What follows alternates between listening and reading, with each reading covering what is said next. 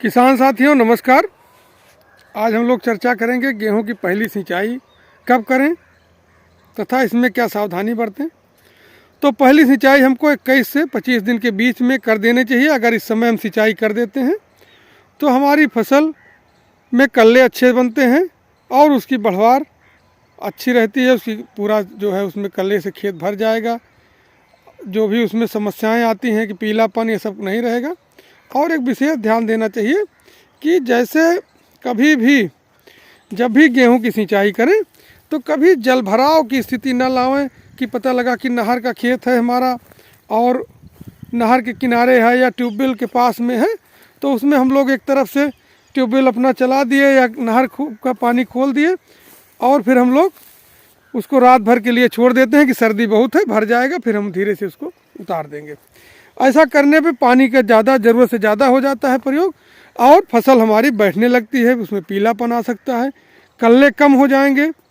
तो इसको ध्यान रखते हुए हमेशा जो है हल्की सिंचाई, हमेशा गेहूं की हल्की सिंचाई करें। हल्की सिंचाई करने के लिए अगर खेत बड़ा है तो उसमें सिक्का बना दें, मतलब क्यारी बना दें ऐसे, और उस क्यारियों से एक क्यारी में पहले सिंचाई करें, फिर क्यारी से दूसरी क्यारी में पानी उतार दें जो एक्स्ट्रा पानी हो। उसी तरह से सिंचाई करते हुए हम आगे बढ़ते रहते हैं। अगर हम हल्की सिंचाई करते हैं तो बलुई दोमट मिट्टी में 1 सप्ताह के अंदर और जो हमारी भारी मृदाएं हैं उसमें 10 से 12 दिन के अंदर खेत हमारा जो है वो उसमें पैर धंसना बंद हो जाता है।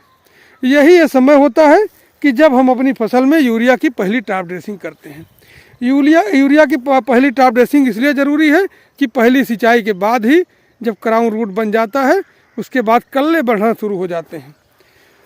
तो पहली टॉप ड्रेसिंग में 45 किलोग्राम यूरिया प्रति एकड़ और माइक्रो न्यूट्रिएंट जिसमें कई सारे सूक्ष्म पोषक तत्व होते हैं उसकी 5 से 6 किलोग्राम मात्रा तथा सल्फर 90% WDG का 5 से 6 किलोग्राम इसको प्रयोग करते हैं। तीनों को आपस में मिला लेते हैं और दिन के समय जब नमी उसमें खेत में ओस ख़त्म हो जाती है उस समय जो है इसको टॉप ड्रेसिंग कर देते हैं।